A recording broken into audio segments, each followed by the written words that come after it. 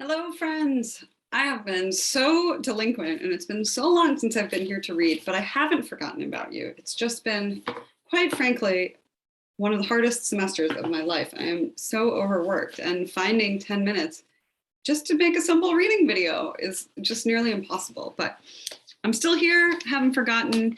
Hope you haven't forgotten. I'm really sorry. We're still in the portal.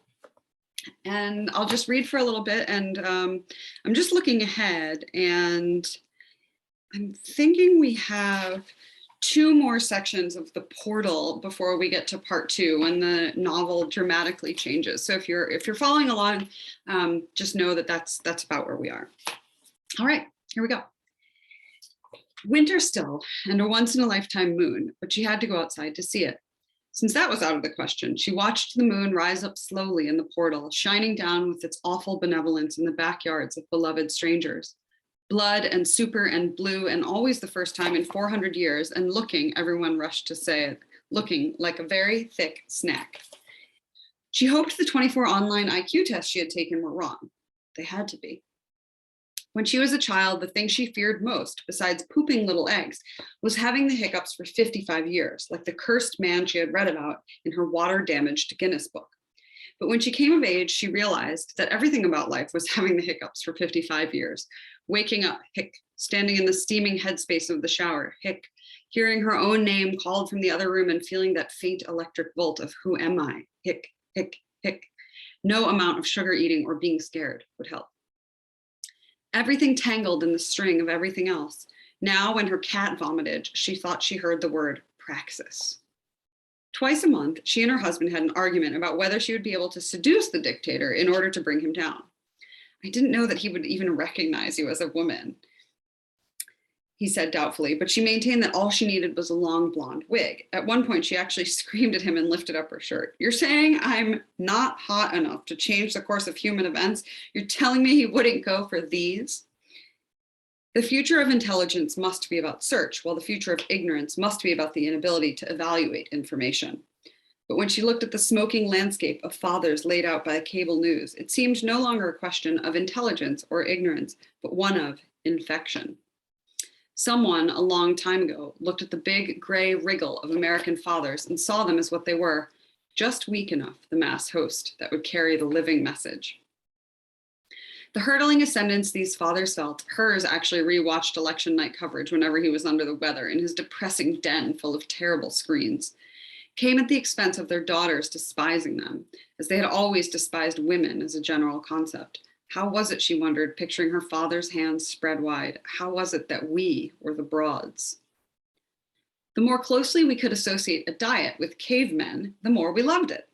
Cavemen were not famous for living a long time, but they were famous for being exactly what the fuck they were supposed to be, something we could no longer say about ourselves. A caveman knew what he was. The adjective was a sheltering stone curved over his head.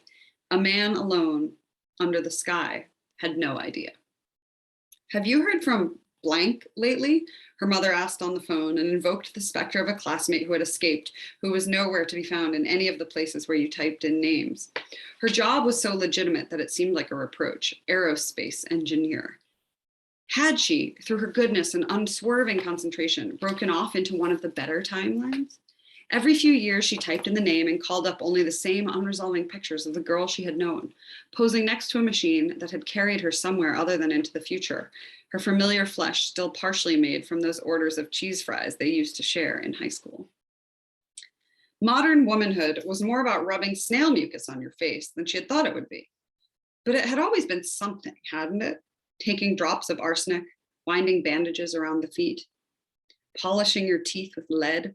It was so easy to believe you freely chose the paints, polishes, and waist trainers of your own time, while looking back with tremendous pity to women of the past in their whalebones, that you took the longest strides your body was capable of, while women of the past limped forward on broken arches. "You have a new memory," her phone announced, and played a slideshow of her trying to get a good picture of her butt in a hotel bathroom, at one point lifting up her leg and balancing it on the towel rack in order to get a better highlight of her left glute. She had shrieked when she realized the towel rack was heated, and accidentally took a photo of herself as she toppled sideways, with the sullen comet of her least photogenic orifice in full view. I'll want them after I have kids, she heard her sister saying. I'll want them in 50 years when I'm old, in the nursing home, on an ice floe, looking back to herself as she really was. Sup, whore, her little brother texted her. Why were we talking like this? The first boy who had ever called her a bitch was now in jail for possession of child pornography, and this felt like a metaphor for the modern discourse. But the modern discourse, too, was his mother moaning after a single glass of red wine. I know that he'll have to go to hell, but he's still my son. And what did we do? What did we do? What did we do? What did we do? In other cities, there were people who seemed to cherish her, perhaps because their minds had floated into her voice for a minute, and then their mouths had widened like an animal's into automatic happiness. Can a dog be twins? Sometimes a man knelt down in front of her and took her very tenderly by the wrist, or a woman brought her a realistic rubber tarantula, or a girl heard her coughing and ran back to her apartment to fetch prescription cough syrup. On those days, every step she took was over a threshold into a home that wanted her. It wasn't right, really, that she should have that when other people didn't. In fact, it was sad, sad, sad, sad. Got a foot fetish, Sam? She asked the wind-burned Indiana man who had complimented her too lavishly on her black ankle boots. Yes, ma'am, I do, he answered, holding all his happiness in his face, aware of his own luck, for bare toes in springtime and summer were everywhere, arches, ankles, soles. And whose feet are you into? The feet of my wife, ma'am. Those are the feet that I love. This was said with a rosy nuance of admonishment. She was touched and put her pen to her lips. There were still gentlemen in the world. You might think I'm a little bit of a pervert, he began, not wanting to be misunderstood, but she cut him off. I don't think you're a pervert at all, Sam. If you were a member of my generation, you would come in a special jar over a period of months and then post pictures of the jar online. A foot fetish, she took a breath. A foot fetish is like a beautiful meadow in comparison. A foot fetish is Pac-Bell's cannon. Actually, she knew all about foot fetishes because a celebrity foot fetishist had once slid into her private messages and asked to buy a pair of her used sneakers for $300. She considered the proposition and then sent an old pair of Converse to him, taking secret pleasure in the fact that they wouldn't smell like anything because she hardly ever moved. Report. Man's rectum fell out after he played phone games on the toilet for 30 minutes. The people who lived in the portal were often compared to those legendary experiment rats who kept hitting a button over and over to get a pellet. But at least the rats were getting a pellet, or the hope of a pellet, or the memory of a pellet. When we hit the button, all we were getting was to be more of a rat. Possibly related, the biggest fight she and her husband had ever had been about the Milgram experiment. He had never heard of it, and even after she looked it up for him online, expressed doubt that it shed any light on human behavior. Finally, she lost her head. If you refuse to accept that we are little rodents who would torture each other under the right conditions, and get out of this apartment. Bewildered, he had left, and then returned 20 minutes later with a nice white cheddar, which she guessed was some kind of a sick, twisted joke. Already it was becoming impossible to explain things she had done even the year before, why she had spent hypnotized hours of her life, say, photoshopping bags of frozen peas into pictures of historical atrocities, posting, "Oh yes, honey," in response to old images of Stalin, why she never liked anything especially.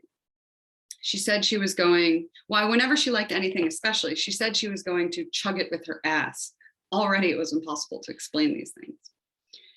Go not far enough and find yourself guilty of complacency, complicity, a political slumping into the cushions of your time. Go too far and find yourself saying that you didn't care that a white child had been eaten by an alligator. The teenagers were locked in the black air of closets, softly interviewing each other about shootings as they happened in real time. The teenagers were texting their parents their love, apologizing for ever being disrespectful, saying they should have taught their younger sisters to ride bikes when they had the chance. The teenagers sounded like adults because the gunman in the doorway had loomed at them as long as they had been alive. The name of the town where it happened slowly became darker and darker, as if the students were tracing it in ballpoint pen. They were walking out of their classes. They were lying down in front of the White House. Is this the one that would tear through the paper? And in the end, would it be because some dumb motherfucker made the mistake of shooting up a performing arts high school? The massacre, a Norwegian journalist had repeated over and over at the dinner table. You remember the massacre? What massacre? She had wondered hazily. And it wasn't until she heard the killer's name that it came back. The island and the man with the manifesto, complaining of cold coffee in prison and the number 77. But how strange, she had thought. biting into a slice of bread and butter that tasted like sunshine and green fields, to live in a country where someone can say the massacre and you don't have to ask which one.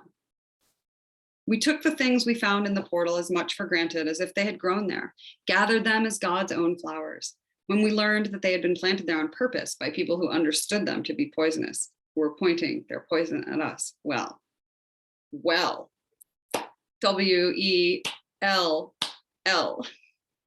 And that's rendered with hand clap emojis. All right. Whew, what a section. It's all over the place. It's crass, it's funny, it's serious. Yeah, and that's this book for now. Thanks for tuning in. I really will try to knock this along before the next episode. And I hope wherever you are and whenever you are, you're doing really well. Take care.